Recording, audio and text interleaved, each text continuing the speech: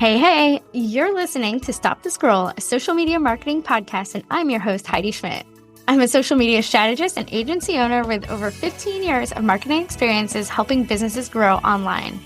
We'll be diving into what you need to know so that you can show up confidently online without the overwhelm. Get your notebook ready to jot down some amazing marketing gems, and let's dive into it. Welcome back to another episode of Stop the Scroll. I am your host, Heidi Schmidt. And today, given that we're coming up on the end of the year, I really wanted to talk about some lessons in business. And this is not marketing specific, but there are certainly some marketing lessons. I am coming up on 5 years in business in April of 2025, which is really, really exciting because I feel like they've said that years 4 through 7 or something are the hardest. So I have learned a lot of lessons this year.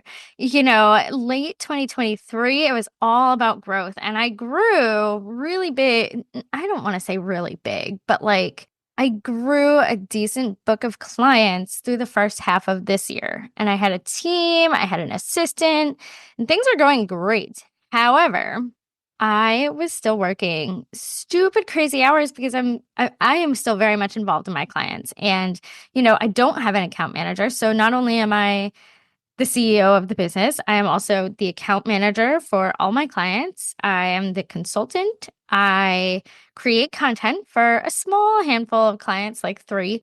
And, all the engagement that we do for our clients mostly is me. So I learned a lot in this year of burnout. So I'm just going to kind of go down my list, and we're going to go from there. So first and foremost, I'm going to say one of my biggest lessons was to treat myself like a client, regardless of where you are in your business, especially if you're another freelance type business that might be listening to me. You need to treat yourself like a client. For me, that has been a huge lesson this year. And I'd say that it was really Q3 and Q4 that I really started doing that. And, I also launched my podcast this year. So that really helped with me showing up consistently. But first and foremost, treat yourself like your best client. Schedule your own time to manage your business. If you're working in your business, you're not working on your business, right? So make sure you schedule that time to work on your business, especially if you don't have a dedicated marketing team. If you're doing all the marketing yourself, you need to schedule that time for so long. So here's my lesson. So in early August, I got COVID. My husband had COVID, and it was a rough week. It kicked my butt. Given that, I am still very involved in my clients, I had a content creator who kind of was in the midst of her own life stuff. I felt like my content creators were all kind of dropping balls. So I had to pick them up while I was barely functional myself. I was still subcontracting for another agency, managing also a handful of their clients. Mainly managing the content creators, approving content, all that kind of stuff, making sure that things were going out, if there was follow-up. So my client, who was the agency owner, was out of town while I had COVID. And I realized in probably that week and a half span that I was sick and not well, that one, I was burnt out. I could no longer manage. I was managing at that time almost 20 clients. I felt like I was dropping balls for my clients to keep up her clients, which, absolutely. If you're working for someone, you want to make sure that you're showing up and everything, but it was at the expense of my own clients. And I just wasn't okay with that. So I learned then that one, I needed to have the time and the space to treat myself like my own client. I needed to have the time and the space to be able to take time off, to be not working until 10, 11 o'clock every other night. So treat yourself like a client and set those boundaries. That's a big thing that I've learned this year. And I've worked a lot with my business coach on, what boundaries do I set? how do you set effective boundaries? Like I still am working on this. I try to set boundaries where like I'm done working by 6 o'clock most nights. That has not been the case the week that I'm recording this because I'm getting ready to go out of town. But I know that the weeks that I go out of town when I'm trying to like jam pack 2 weeks of content into 1 week, that it can be a lot. So, but set boundaries for yourself so that you're not working until that burnout level. Similarly, lesson for me, schedule your off time, schedule your downtime. One of my biggest boundaries that I've set is that I really, really try to not work on the weekends if I don't have to. Sometimes, like, I'll schedule something or whatever, but scheduling that off time and having those boundaries is so, so important, for our mental health, for just preventing that burnout. When you don't have off time to recharge, you're prone to burnout and then like you're just not excited about anything. And let me tell you about my motivation in August when when I was going through burnout. And it was nice because like we had a trip to Vermont planned right before my son started school at the end of August. And that was really, really necessary. Like I probably took 2 days where I did not really work. I didn't even open my laptop. I mean, granted, we were only there for a short period of time, but like it felt really good to recharge like that. Have a strategy. And what I mean by that is like, when we think about strategy, we think about all of those marketing basics. And yes, they go into that strategy. But when you set your marketing goals, what are you doing to get there? What is your strategy to accomplish those goals? Because one, it can't just be social media. It can't just be, this is another kind of sub lesson, is that you cannot rely solely on one marketing channel to generate leads, to generate new clients, to generate new revenue. You have to have a strategy. And another lesson, you have to diversify. So at the same time that I let go of my agency client, I also a few of my clients were having financial challenges of their own and gave me their notice. I lost a lot of revenue in the second half of this year. Granted, I am still a 6-figure agency, which really, really makes me happy, but it did not feel good to lose a few $1,000s a month in recurring revenue. You know why? Because I hadn't diversified. I didn't have multiple revenue streams. And most of the business coaches that I've worked with, coaches to build my agency, et cetera, you probably see this everywhere online, is that you need to have multiple revenue streams. So my retainer clients that I've built my business on, they are my VIPs, man. They are the cream of the crop clients. I love them dearly. I pride myself in the relationships. However, I have realized over the past 5 months or so that I need to have other avenues to capture clients, especially because a lot of my audience is not in that position to outsource their marketing. Not everyone is. Not everyone wants to.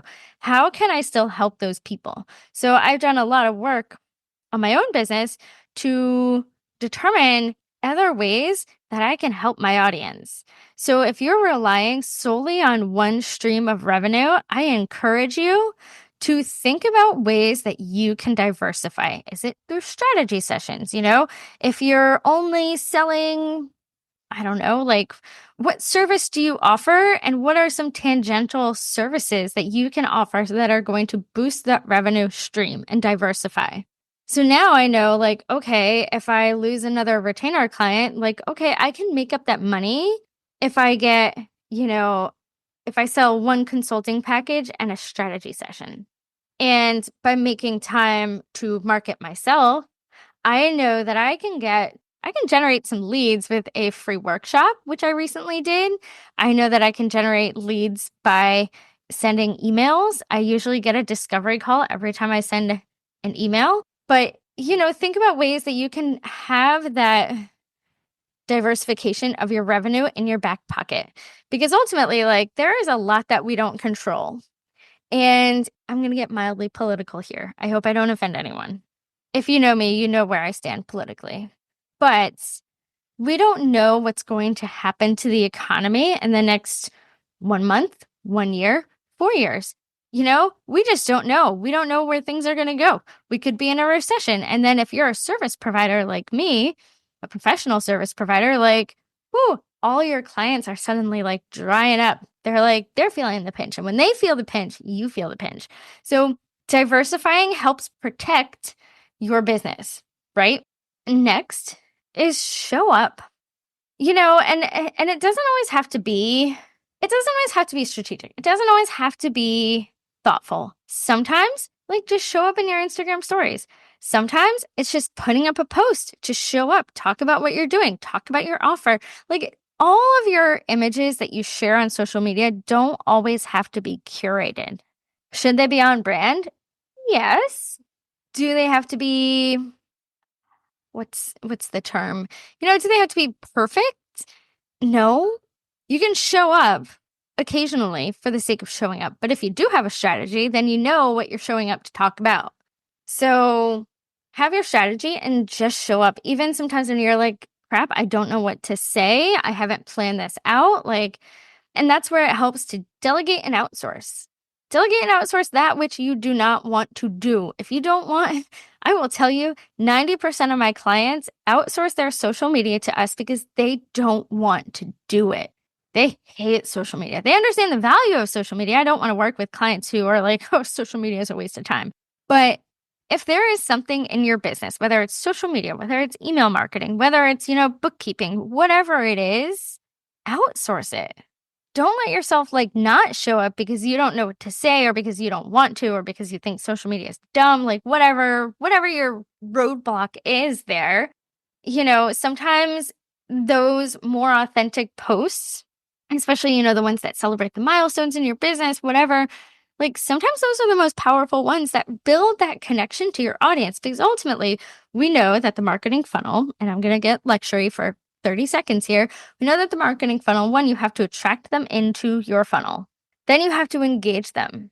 And sometimes it's not the post that's specifically asking for them to convert, because that's the bottom of the funnel. Sometimes people are still at that top of the funnel, middle of the funnel, before you think that they're ready to buy. So sometimes you have to put out content that is just there for engagement, that's just there to show up, get the engagement, ask a question of your audience. I had a client who recently was telling me she has a group and she was telling me, she's like, I scheduled a post and, I'm getting ready to do this offer. And I made a point to do a post to kind of tease it, like just asking my clients what their goal was in, the year ahead. So you can have a plan that also includes those days where you don't have to overthink your content. If you are a service provider who works with people in your community, I'm going to say get involved. I am involved heavily in my community. I sit on the board of my local business association. I have for two years now, 2.5 years, something like that. I lead up a couple of committees on that association. I sit on a local central committee for the Democratic Party in my community. And, I'm a part of multiple networking groups. So show up, get involved, because unless you're an online business owner who specifically helps, online coaches, whatever, chances are building those relationships in person is going to generate more revenue for you than if you're solely relying on Facebook and Instagram. And, getting involved in your community is also a great way to show off what you're doing on your social networks. It's a great way to show off, to tag people that you've met, all that kind of fun stuff, because it gets you back in front of them. Like it's a little reminder when you tag them like, oh, hey, I have a client on LinkedIn who has built her entire audience by tagging people. And she started working with me, I'm going to say mid 2021. So we've been working together for like 3-ish years. 3-ish years. I think it was 3-ish years. If it was 2022, I think it was 2021. Whenever she goes out to a networking event or an industry event or anything like that, we make it a point to tag people that she chatted with or got pictures with or businesses that were there or that sponsored the event. Like there is that opportunity to do that. So if you're worried about what it looks like, how do I showcase my community involvement in an authentic way that feels authentic to my brand and isn't just so like needy towards the people that I'm meeting, we can chat about that. That's what my strategy sessions are for. And I kind of talked about this before, and I'm going all sorts of out of order from the list that I had written it down before I started recording this. Don't rely solely on one channel for generating leads, for building your business. I say a lot, and I've had guests who have said this, like social media is rented space. There is a value to building an audience on your email list so that you can network to them. And you don't need a huge email list. All it takes is one person to buy from you, right? To trust you to work with their business. So don't rely on one channel. And like if you're networking, like that's a lot of time and effort. So don't solely rely on networking. Like you have to be on social media. You have to have an email list. Like these are just a multi-channel approach is really how you're going to get the best results. So those were some pretty heavy lessons that I learned this year. It was a really good year. Again, like lots of lessons learned. And I have some pretty big goals for 2025 and how to better help businesses show up authentically on social media and generate leads from email marketing. Those are my two core offerings, and I'm really excited for my consulting packages, which I've recently just kind of relaunched. I've had a couple of consulting clients over the years, but I haven't really talked about them much. So I'm really excited to lean into those in the year ahead because they're a little bit lower cost, but you still get all of the expertise that I would normally give any of my retainer clients. We just don't create the content for you.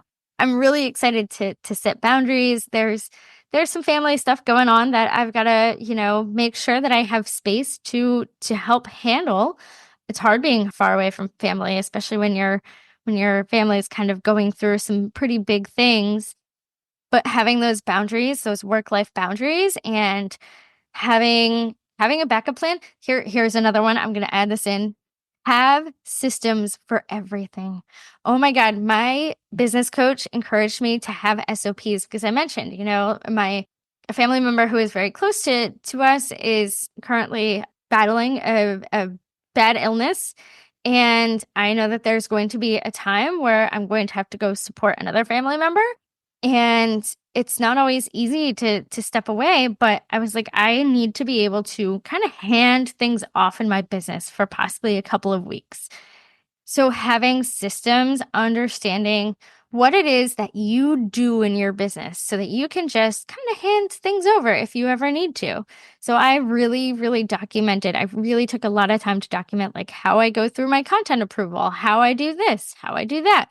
So it's been a really, really good experience for me to kind of dive in and also like understand like where my roadblocks are, like where's the bottlenecks in my business so that, when I get into a better financial situation where like, hey, I do want to outsource this to someone. I do want to have that trust in someone that I can fully outsource because I'm really bad. I'm super type A in the sense that I am a control freak and sometimes I'm not always the best communicator, especially with my team. That's been a lesson for me also this year. Like communicate, over communicate if you need to. Make sure you're setting expectations for the people that you surround yourself with because people aren't mind readers. That was a big lesson. People aren't mind readers.